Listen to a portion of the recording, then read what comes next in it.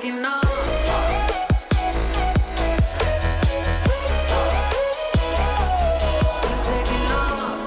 What is up, guys? Welcome back to another GeekaWhat video, and in today's video I'm going to be building the ultimate RTX 3080 gaming PC build featuring the new MSI Suprim, this new MSI 3080 card. I'm going to run you through the whole build process today step by step before booting this machine up and seeing how it performs in a load of the most popular titles. Without any further ado though, let's dive into it. As always, I'm going to kick things off by installing the SSD, RAM and our CPU today into the motherboard. This is the MSI X570 Edge. It's definitely on the cheaper end of the X570 spectrum, but should give us a wider feature set than B550. It's also got Wi-Fi built in, active cooling for our chipset today, as well as plenty of expandability. I'm going to install the CPU first off, which is the new AMD Ryzen 5 5600X, with performance that basically beats out Intel now on both single-threaded and multi-threaded counts. Quite literally, it's really the ideal CPU to go for in a build like this. Also going to have just enough power for a little bit of streaming or a bit of video editing if that's something you want to try your hand at. I'm going to couple it today with this 16GB kit of Thermaltake TOUGHRAM RGB memory. At 3600 MHz, it's nice and fast for our Ryzen CPU, which is going to help with performance, and this kit looks great at a price point that plainly doesn't break the bank. Installing the memory is pretty easy. You need to pull back this clip here and this clip here, the second and fourth RAM DIMM clips, and then basically slide our RAM nicely into place today. The Thermaltake logos are going to be positioned towards the top of your motherboard. There we go. And they're going to clip into place nice and easily. Next up, it's time to install our M.2 NVMe drive today. And for this, we're going to need...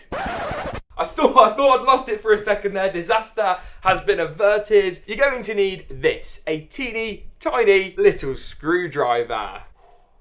My heart. Now, we're going to use the teeny tiny screwdriver to just remove this M.2 heatsink cover, which covers a little bit of our chipset, but more importantly, our top M.2 slot. Specifically, this is the drive I've gone for. It's the Kingston KC1000, and just look at all those memory chips on that drive. That is kind of insane. We're then just going to slide our M.2 drive in, very similarly to our RAM, to be honest with you, and secure it down with this equally tiny little screw to make sure that it doesn't go anywhere. We're going to then repeat the process we did earlier, just reinstalling that M.2 heatsink cover, just like so, before we can go ahead and move the motherboard into the case. Talking of which, this is the case I've gone for today. It's the MSI MPG Sekira 100R. Yes, MSI now make computer cases. I used this a little while ago and I was actually pretty impressed. Although this case doesn't have any mesh on the front, the airflow clearance is pretty decent on the side.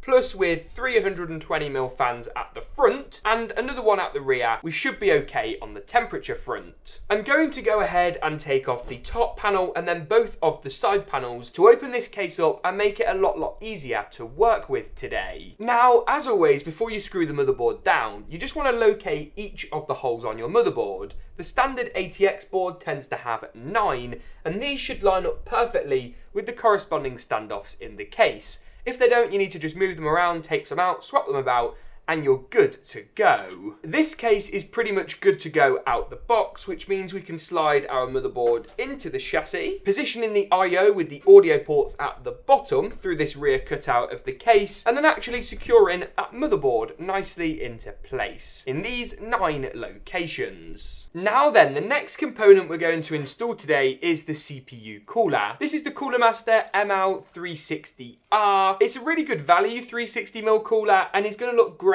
in the front of our case today. Installing this cooler is also pretty easy. We just need to remove these pre-installed mounting brackets and replace them with these, which make it super easy to install onto an AMD CPU. Now we then just need to finally secure the CPU water block onto our processor itself. A little bit of thermal paste That is going to be more than enough. And then we can go ahead and just secure the CPU cooler nicely into place. All right then, the build is starting to actually quite nicely come together. I'm going to install the power supply today before actually installing the graphics card. Let's just move that into shot and do some of the cables and stuff and get the boring bits nicely out of the way. This is the Antec Earthwatts Gold Pro. It's actually a white power supply, which is a bit different. The cables are black though, which will fit with our build today. And the semi-modular interface comes with some extra power supply cables, meaning you only have the cables in your case that you really need to be there. Pre-installed to the power supply as standard is a 24-pin motherboard power cable. We're going to need this one. You also get two 6+2 pin PCIe power connectors. We're going to need one more of these in just a second, as well as not one, not two, but four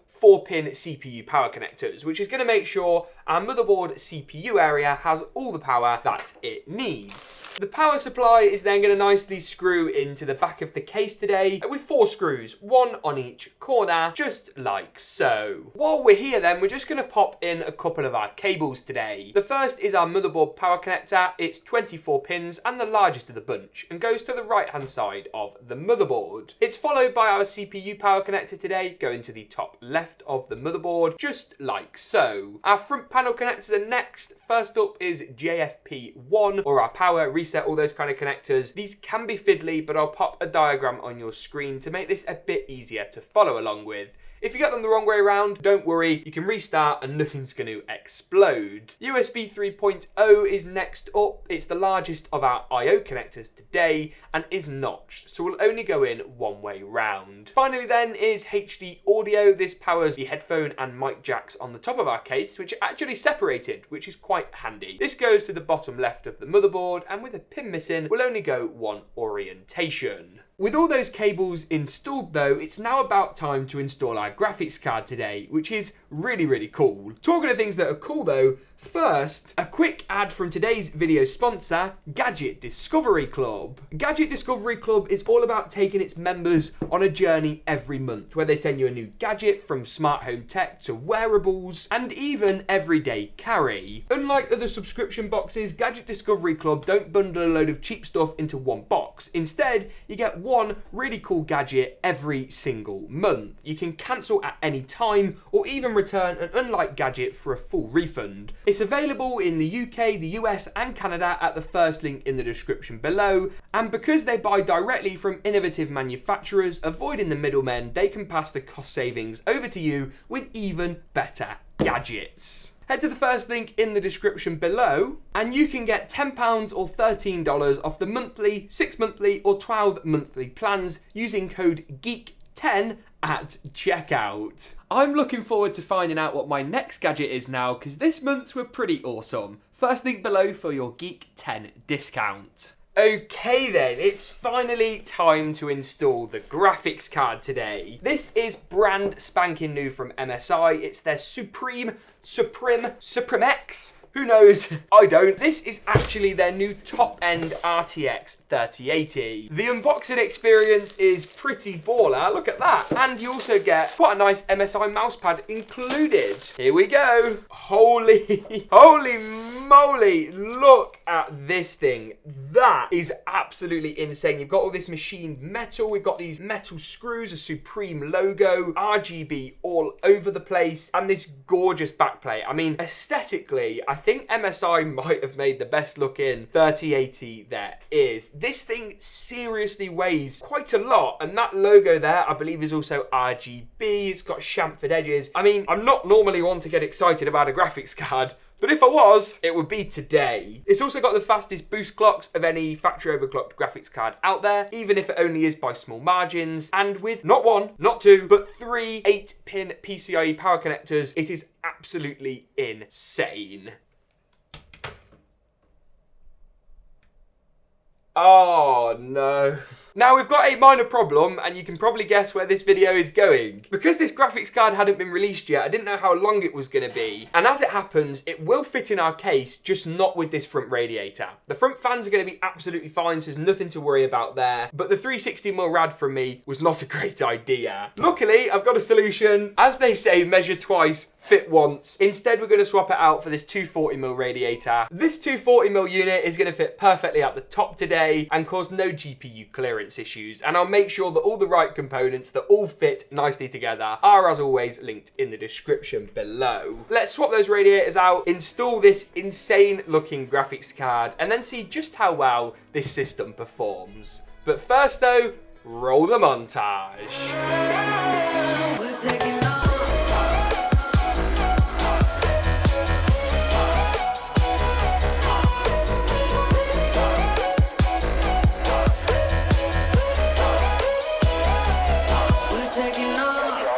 Okay then, now we've seen just how good this system looks when it's all powered up and the process of putting it together, let's dive in and see exactly how it performs with a boatload of the most popular, most demanding AAA titles. Kicking things off with Death Stranding first of all, 4K high settings with DLSS enabled on the quality mode sees 121 FPS on average, with 109 and 99 for the 90 and 99th percentile results. GTA 5 is a similarly positive story. 4K high settings see 70 frames per second in the game's inbuilt benchmarking mode, with 61 and 54 for those 90 and 99th percentile results, reaffirming just how difficult of a game GTA 5 still is to run at those high 4K resolutions. Control is next up, DLSS enabled, RTX enabled with a monitor resolution of 4K, sees 96 frames per second on average, with 88 and 75 for those 90 and 99th percentile results. Control is a really good showcase of both DLSS and ray tracing and how they can genuinely enhance a gaming experience, especially when you've got all the power of an RTX 3080. Apex Legends is next today then. 4K high settings sees 121 frames per second on average in the new Season 7, with 106 and 95 for those 90 and 99th percentile results. Next up is Call of Duty's Warzone. I will of course be testing the new COD in any build after this one as well, so do hold tight, but the free Warzone Battle Royale is still very popular, and at 4K high settings, I'm glad to report 103, 94 and 86 for the average 90 and 99th percentile frame rate results. Forza Horizon 4 is next up. I always use this game as a good benchmark test in the game's inbuilt benchmark mode. Bit of a tongue twister, and at 4K Ultra you're looking at 129, 123 and 120 frames per second. And you can go and compare this against my previous builds if you like, for a bit of easy comparison. Next up is Overwatch, one of the easiest games on my list to run today, and here at 4K Ultra settings in the Ultra preset with VSync disabled and an unlimited frame per second, you're looking 216 FPS with 185 and 170 for those 90 and 99th percentile results. CSGO is probably the easiest game to run on the list today, and here at 4K high settings you're looking 332 FPS. Tested offline with bots because this actually will worsen the performance. If you're online in a real lobby, you're likely to get slightly more FPS, which is kind of crazy. Battlefield 5 is next up, 4K Ultra settings with DLSS and ray tracing enabled. Of course, DLSS rendering at a slightly low resolution, using AI to upscale, giving you all the frame rate upside of 1440p, but with the visual quality of 4K. 74, 68 and 66 FPS respectively make a great gaming experience, and once again, the power of the 3080 reigns supreme here. Doom Eternal is next up, 4K Ultra Nightmare sees 147 FPS on average, with 126 and 111 for those 90 and 99th percentile results, meaning the game pretty much always stayed above 111 FPS. At 4K, maxed out.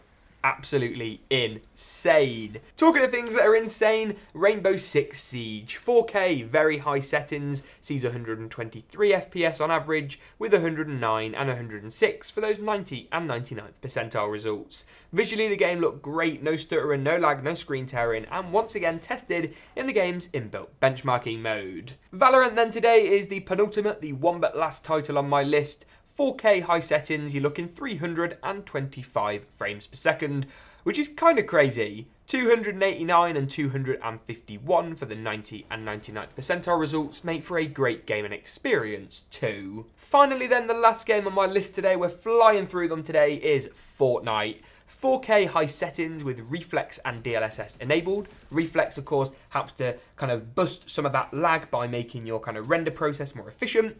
With ray tracing disabled, sees 161 FPS on average at 4K, pretty much maxed out. 130 and 89 for those 90 and 99th percentile results is not to be sniffed at, and the game visually looked fantastic. The gaming experience was pretty top notch, and it just goes to show you really can get esports level frame rates at 4K. That pretty much wraps it up today though for not only the gaming benchmarks but the whole video. If you did enjoy it, make sure to give it a big old like rating, get subscribed. We're closing in now on 100,000 subscribers, which is crazy. Thank you very much for watching though, and as always, we'll see you in the next one.